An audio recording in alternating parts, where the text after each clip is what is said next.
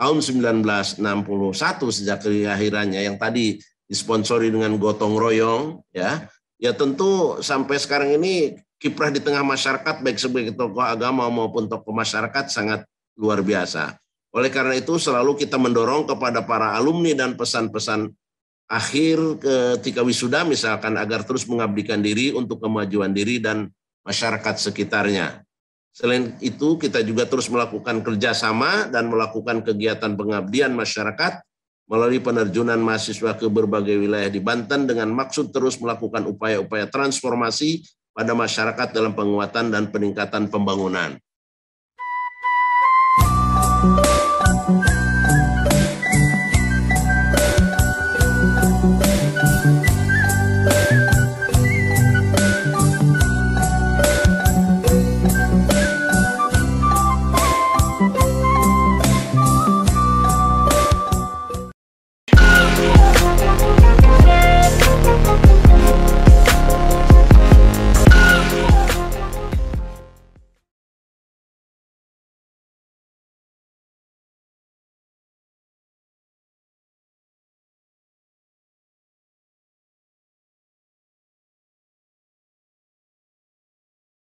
Assalamualaikum warahmatullahi wabarakatuh. Waalaikumsalam.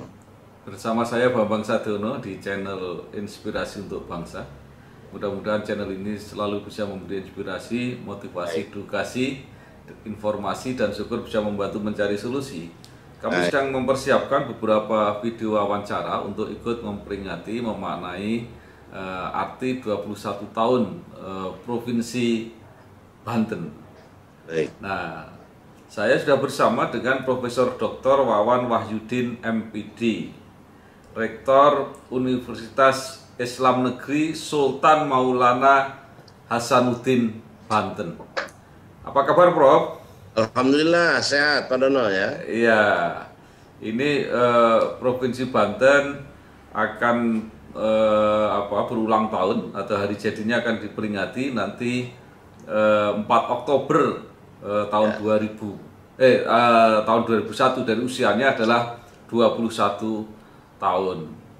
Nah, Prof, kalau nggak salah cikal bakal UIN ini sudah jauh lebih lama, tahun 1961 sudah mulai didirikan oleh tokoh-tokoh Banten. Nah, dengan perkembangan Provinsi Banten yang sekarang sudah 21 tahun ini, apa pengaruhnya terhadap pertumbuhan UIN Sultan Maulana Hasanuddin sampai sekarang? Monggo silakan, Bro. Baik, Assalamualaikum warahmatullahi wabarakatuh. Bismillah, alhamdulillah, wassalatu wassalamu ala rasulillah wa ala alihi wa sahbihi wa mawala. Amma ba'du, Allahumma salli ala Sayyidina Muhammadin tibbil qulubi wa dawaiha wa afiyatil abdani wa shifaiha wa nuril absari wa diyaiha wa ala alihi wa sahbihi wa barik wa sallim. Izin menyampaikan tanggapan berkenaan dengan rasa syukur provinsi kita tercinta Banten yang jaya insya Allah dan semakin berkah di usianya sejak kelahiran 4 Oktober 2000 dan sekarang masuk ke 4 Oktober jelang 4 Oktober maksud kami 2021. Pembangunan di wilayah Banten sejak lahir sampai hari ini tentunya telah banyak mengalami perubahan dan perkembangan, baik secara fisik maupun social culture masyarakatnya, sosial kultur masyarakat. Sehingga dengan perkembangan masyarakat yang demikian, kesadaran masyarakat untuk melanjutkan pendidikan putra-putrinya juga semakin tinggi. Sehingga UIN sebagai institusi pendidikan dapat terdorong untuk terus mengembangkan institusinya, dan bahkan itu adalah salah satu landasan historis dan politis mengapa UIN Banten yang dahulunya STAIN, kemudian menjadi IAIN, dan sekarang bertransformasi menjadi UIN adalah dikarenakan ingin memberikan layanan akses kepada masyarakat Banten agar bisa mengikuti pendidikan di perguruan tinggi yang ada di Banten itu sendiri. Dan karena tingginya minat dan ide masyarakat tersebut untuk melanjutkan pendidikannya, tentu UIN Banten salah satu yang menjadi tujuan mereka.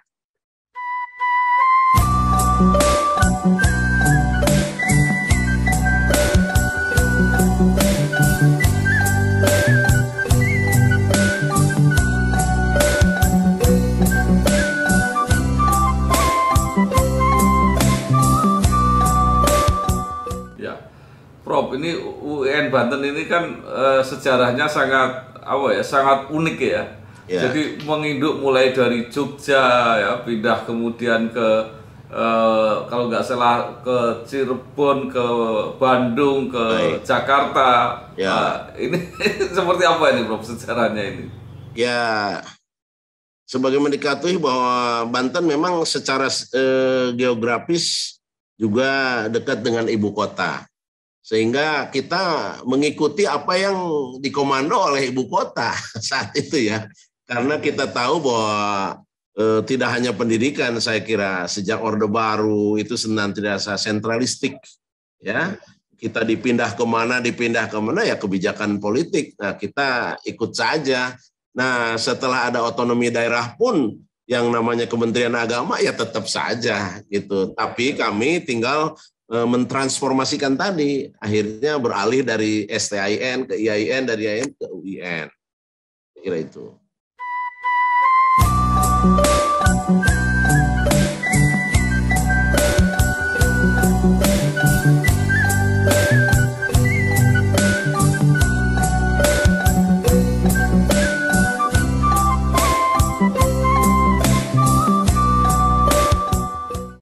Ya, jadi sekarang sudah mandiri sendiri ya, Prof ya. Ya, alhamdulillah. Ya, nah ini menurut pengamatan Prof Wawan ini ya, Banten ini setelah mandiri ini, apalagi dikenal sebagai wilayah yang basis agamanya sangat kuat, itu apa yang terlihat dari perkembangan Banten ini, baik dari segi ekonomi, politik maupun sosial budaya.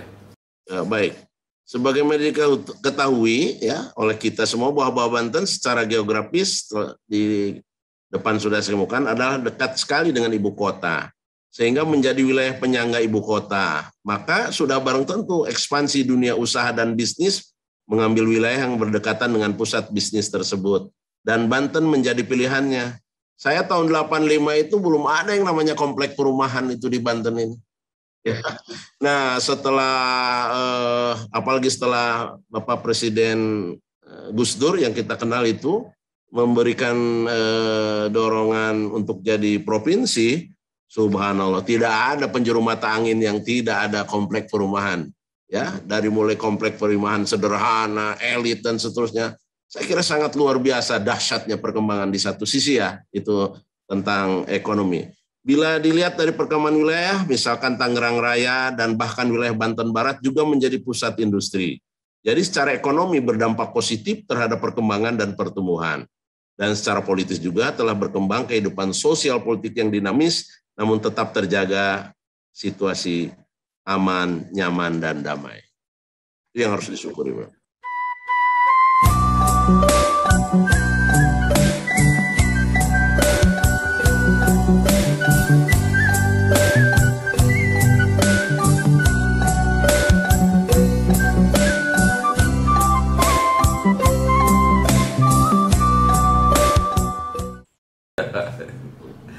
Nah, memang kan posisi Banten ini sangat strategis ya.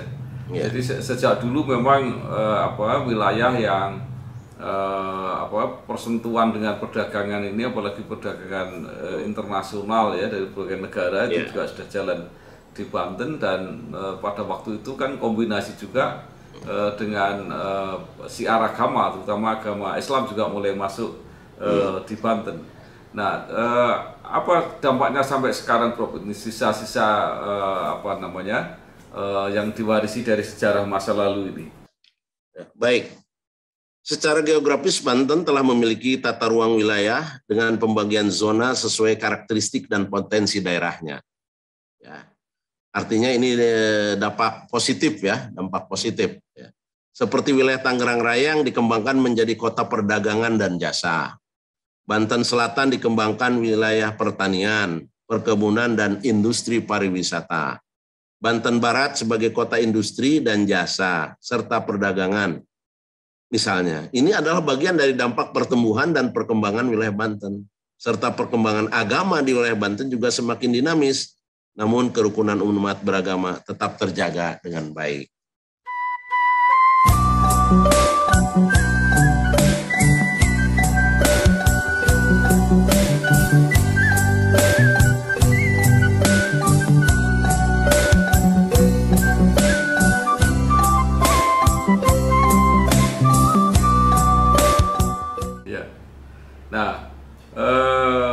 sebagai kawasan ya yang terkenal dengan tradisi keagamaannya yang cukup kuat dan lama, juga banyaknya ulama-ulama besar yang ada di Banten.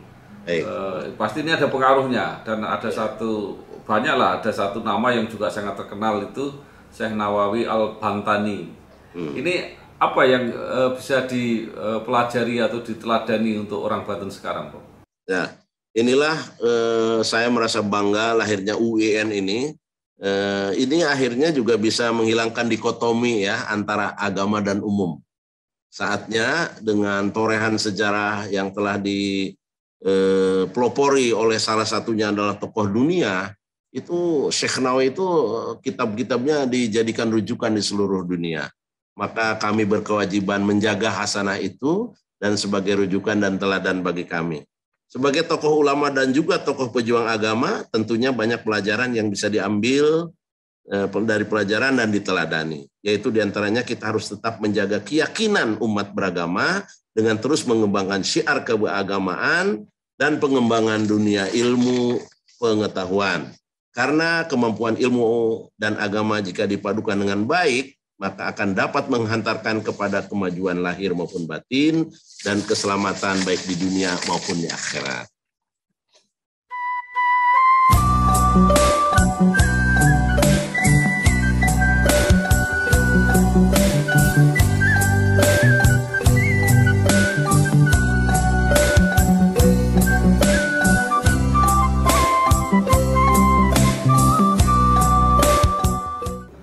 Ini setelah melalui perjalanan yang panjang UIN ini dari menginduk ke mana-mana, akhirnya mandiri dan memilih namanya Sultan Maulana Hasanuddin. Ini apa maknanya, Prof? Motivasi apa yang mau diambil? Baik, sebagai institusi pendidikan tinggi yang ada di wilayah Provinsi Banten perlu mengembangkan local wisdom dan kekhasan dari UIN Banten. Maka Sultan Maulana Hasanuddin Banten sebagai raja dan sultan di Banten diharapkan menjadi spirit bagi sivitas akademika UIN Banten, baik dalam mengembangkan nilai-nilai keagamaan, keilmuan maupun kehidupan bermasyarakat, berbangsa, dan bernegara. Sehingga beberapa simbol kebantenan juga diambil dalam logo UIN Banten seperti momolo warna merah marun dan kuning emas.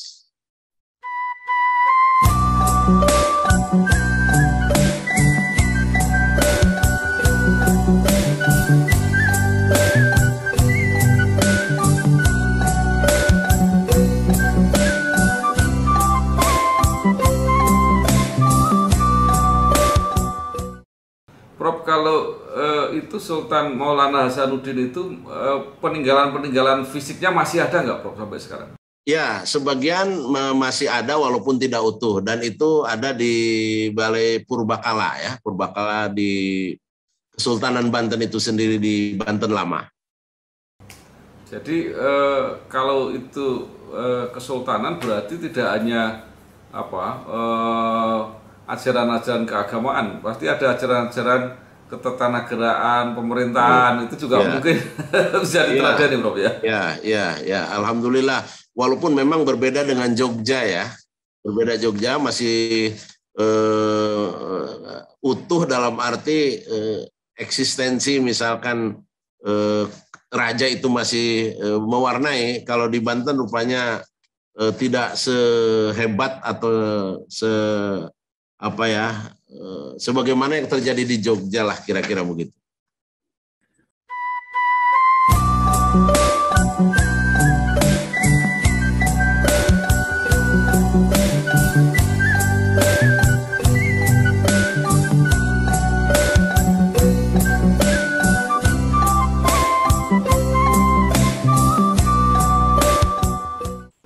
Nah, Prof, ini menurut sejarahnya kan UIN Banten ini dulu-dulunya sudah mendirikan kan masyarakat. Jadi ada dalam sejarahnya itu masyarakat beriur sepunyanya. Punya buah kelapa juga disumbangkan buah kelapa gitu. Bahkan pernah didukung oleh jajaran Kodam kalau tidak salah. Betul. Ya. Gimana ceritanya ini, Bro? Ya, UIN Banten telah banyak mengeluarkan alumni yang mayoritas adalah warga Banten. Dan ini tidak lepas dari jasa apa yang Bapak sebutkan tadi, memang betul ya. Karena kesekian lama sudah berdiri dan berjalan proses pendidikan di UIN ini sejak tahun 1961, sejak kelahirannya yang tadi disponsori dengan gotong royong ya. Ya tentu sampai sekarang ini kiprah di tengah masyarakat baik sebagai tokoh agama maupun tokoh masyarakat sangat luar biasa. Oleh karena itu selalu kita mendorong kepada para alumni dan pesan-pesan akhir ketika wisuda misalkan agar terus mengabdikan diri untuk kemajuan diri dan masyarakat sekitarnya. Selain itu kita juga terus melakukan kerjasama dan melakukan kegiatan pengabdian masyarakat melalui penerjunan mahasiswa ke berbagai wilayah di Banten dengan maksud terus melakukan upaya-upaya transformasi pada masyarakat dalam penguatan dan peningkatan pembangunan. Nah, melalui momentum ulang tahun katakan begitu ya, Provinsi Banten tahun ini, saya berharap seluruh bupati, wali kota se-Banten mari berkomitmen menjaga semangat gotong royong yang telah diprakarsai oleh Pangdam tadi, oleh Danrem, oleh TNI pada umumnya yang bekerja sama dengan masyarakat saat berdirinya ada yang membawa kelapa, bata, batu. Nah, sekarang saatnya lah saya mengajak selaku rektor kepada Pak Gubernur melalui Bupati dan Wali Kota di seluruh Banten untuk mencoba meniatkan secara tulus, bukan mencoba lagi lah, melakukan langkah-langkah strategis agar APBD kota maupun kabupaten diberikan peluang untuk anak-anak mahasiswa yang asal dari kabupaten kota itu dibantu dari APBD. Ya ini sangat kami harapkan dan ini sudah dilakukan oleh Cilegon. Jadi mahasiswa Cilegon yang asal Cilegon itu Pemdanya sangat luar biasa. Ya, memberikan perhatian bahkan Baznasnya juga, Baznas Kota Cilegon. Ini kalau seluruh kabupaten kota bertanggung jawab atas mahasiswanya yang kuliah di sini, saya yakin tidak ada masalah untuk akhirnya meniru kehebatan para ulama terdahulu yang dengan sifat gotong royongnya semakin menguat. Bahkan perlu kami informasikan tidak hanya dari Provinsi Banten ya yang peduli. Luar daerah saja Kabupaten Nganjuk itu kuliah mahasiswanya yang kuliah itu diberi bantuan oleh Pemdanya.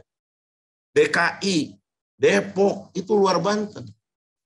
Maka saya sangat menyayangkan sekali kalau sampai tidak tersentuh nih. Saya kira kenang-kenangan terindah lah bagi UIN di HUT sekarang itu saja. Anggarkan mahasiswa yang kuliah di UIN ini ya tentu disesuaikan kemampuan, saya juga paham kondisi masing-masing APBD-nya. Mungkin itu penegasan saja. Jadi bentuknya beasiswa, Prof. Ya bisa beasiswa atau bantuan pendidikan apalah artinya silahkan. Yang terpenting mahasiswa kami jangan sampai putus pendidikannya. Kalau ini pas sampai putus kita berdosa semua. Sebab kalau ingin Banten tangguh, Indonesia tangguh, ya pendidikan harus menjadi perhatian semua pihak.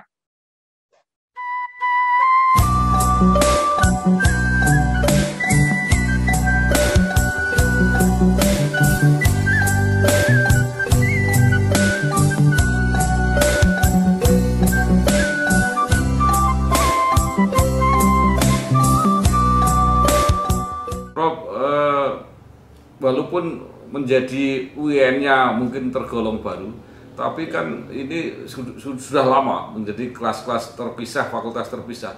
Berarti lulusannya kan sudah sejak lama ada. Itu sekarang pada berkecimpung di mana saja, Pak? Alhamdulillah. Lulusan-lulusan yang senior-senior. Ya, alhamdulillah ada yang berkiprah di TNI, di Polri, pejabat pemerintah dari provinsi, kabupaten, kota, bahkan sampai level kelurahan dan desa. Bahkan pengasuh pondok pesantren dan madrasah. Bayangkan Pak Dono ya, 90% madrasah itu swasta. Subhanallah, pemerintah harus berterima kasih. Ya, bayangkan. Kalau semua itu menggunakan APBD, saya yakin juga mungkin kewalahan ya. Kewalahan, nah, tapi paling tidak ada pengakuan lah, ada pengakuan dan menjaga kondusivitas dari warisan para ulama terdahulu. Saya kira itu. Ya, baik. Terakhir, Prof, mungkin masih ada pesan-pesan untuk tadi pemerintah sudah mungkin kepada masyarakat Banten dalam rangka hari jadi ke-21 ini, dan sekaligus juga bagaimana mensosialisasikan keberadaan UIN Sultan Maulana Banten ini. Baik, yang pertama kami mohon dibantu nanti oleh Humas Banten. Kita kan punya bandara ya, masuk Provinsi Banten. Itu saya akan terus berupaya agar di media-media yang dimiliki di bandara itu menginternasionalisasikan tentang keberadaan UIN supaya mendunia ya, dan supaya menjadi world class university. Itu yang pertama. Jadi kita perlu pengembangan luasan jaringan termasuk penguasaan media. Ini pun saya ucapkan terima kasih. Subhanallah, inspirasi yang luar biasa. Yang kedua, masyarakat dan pemerintah mohon terus kerjasama dan bersama merawat, menjaga, dan meningkatkan partisipasi dalam pembangunan di berbagai aspek. Terlebih pada masa pandemi ini telah mempengaruhi seluruh sendi kehidupan masyarakat, baik dalam ekonomi, sosial, politik, bahkan agama. Dengan cara apa? Jaga kerukunan intern umat beragama, antar umat beragama, dan antar umat beragama dan umat beragama dengan pemerintah. Kita bersyukur Banten merdeka ini karena Indonesianya merdeka. Coba kalau belum merdeka seluruh urusan dibawa ke Nederland, kita lebih sengsara lagi. Ya, saya pernah ke Aqsa, itu ternyata devisanya masuk Israel karena di bawah penjajahan. Di sana sini pembangunan ada kekurangan, iya. Tapi we love our country. Ya, saya kira itu. Terakhir, tiada kemajuan tanpa kebersamaan. Oleh karena itu kerjasama pemerintah dengan masyarakat dan perguruan tinggi harus ditingkatkan. Demikian, kembali ke Studio 2. Assalamualaikum warahmatullahi wabarakatuh. Sehat selalu Pak Dono.